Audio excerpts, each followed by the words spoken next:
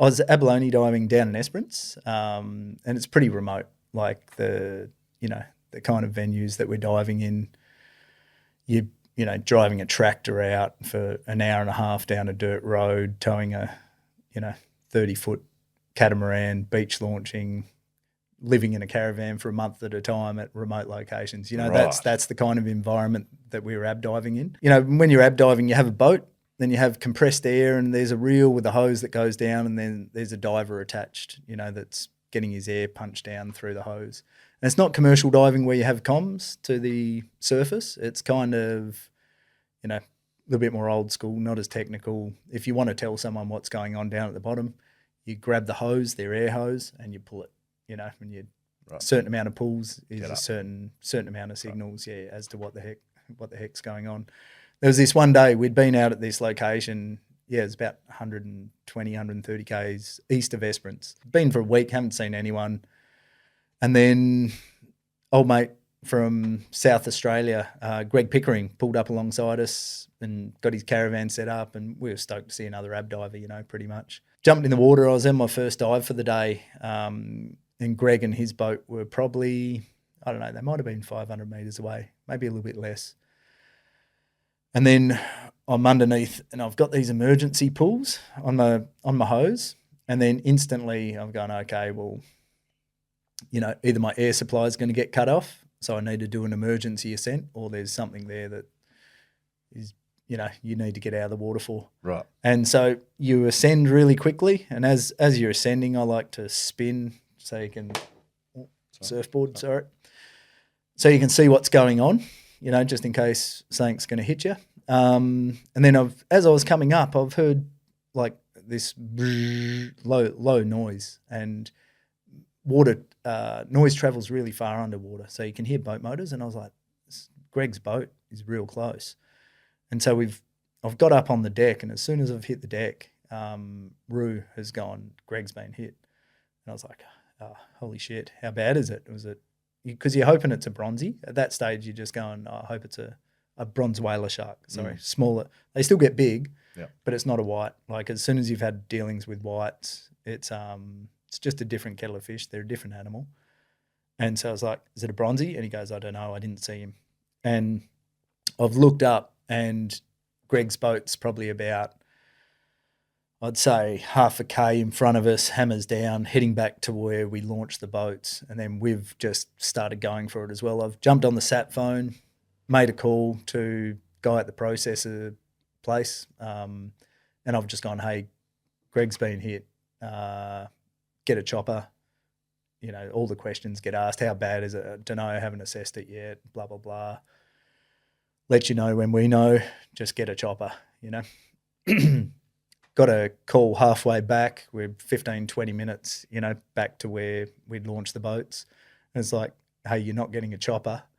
They don't exist. They're in the movies, mate. Fuck off. This is up to you guys. Right. It's Esperance. I was like, I'm dumb as well, because I was assuming it was a chopper. Yeah, so did I up until just then. Then it's like, just wait a minute, okay, this changes the game a little bit. So then we got back to where the boats pulled in, and Callum was on the boat, and you could just see his face. He's 18 or 19, and he was just white, and it was like, here we go. And I've jumped on, pulled up alongside his boat, and I've jumped in, walked onto the front of the boat, and there's Greg, and, there's just blood everywhere through the boat. He's, and straight away it was like, oh, shit, it's a white, it's not a bronzy that he's been hit by. Right. And he was down on the bottom of the ocean, and this thing came front on, and it had engulfed him up to his waist. It was radical. The fact that his flamen was in one piece at the time was just radical.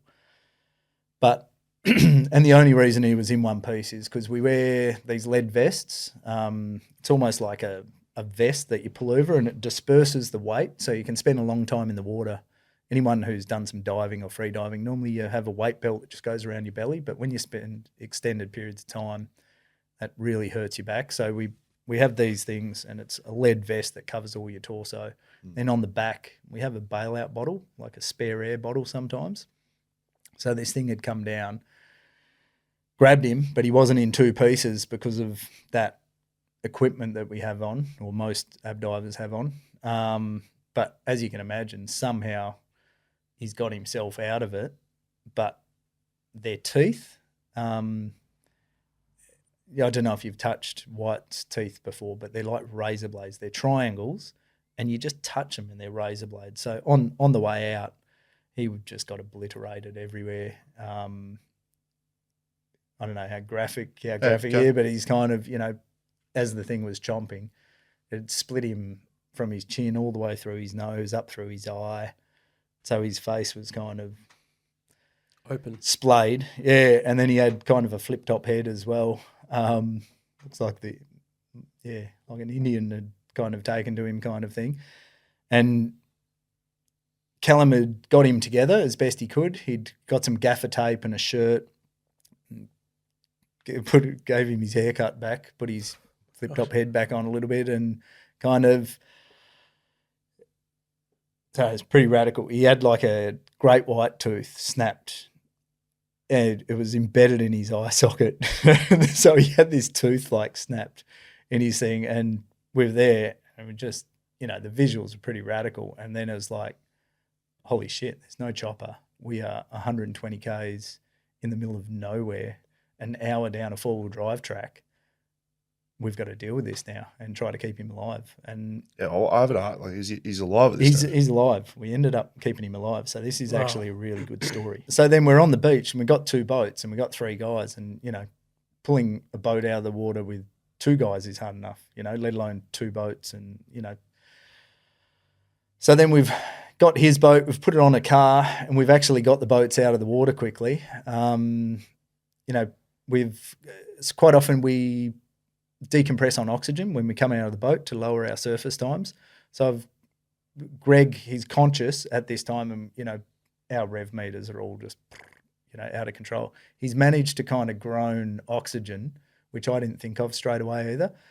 And so we've got a reg, and we've regulator, it's what you breathe on, and I've put it in a place where his mouth kind of was, and then he's started breathing on that, which was really good. So then he had O2 going into him at least. And then we've made the decision that we shouldn't lift him up, because it looked like if we were going to lift him up, he was kind of going to fall. Like he had some massive wounds on his back and, across his neck and all the rest of it. So our camp was probably 1.5 km up the road. So we've driven 1.5 km up the road. And I know a lot more medically now after that experience than I did before. And I was like, he's going to die, So we've got to make him as comfortable as we can, but we've got to give it a crack on the way out. So we stopped in at the camp, made the decision to stop and get some pillows and sleeping bags out of the caravans, just to pad him up for the trip, because it's an hour full drive track getting towed down on a boat, Right. And so I spent the next 1.5 hours pushing my knees or pushing my hands, the legs against the side of the boat, kind of holding a couple of wounds and that to get a bit of pressure on. And we managed to get him out pretty much, stem the bleeding. Docs told us afterwards they were mere flesh wounds. No arteries were cut. There wasn't any gushing blood, but there was enough going on that, At half a head. Yeah, I think it was probably visually a lot worse than what it was technically, medically. But that didn't help me much of the time, so I didn't have enough information as far as I had enough, but I didn't think he was going to survive. It was radical. Because I was wondering when you tell that story, like, how the fuck do you know the shark come and munched him?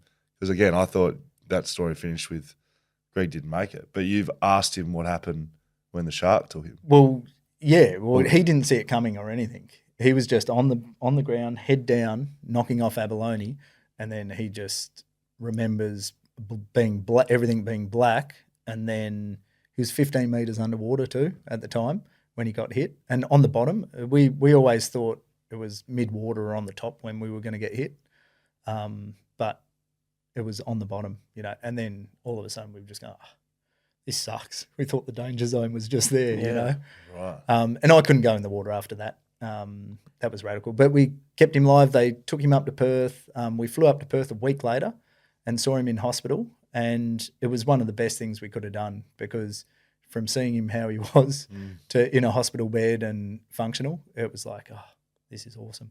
You just watched one of the best stories from our full podcast. They come out Wednesdays on YouTube and wherever you listen to your podcasts. Get to it.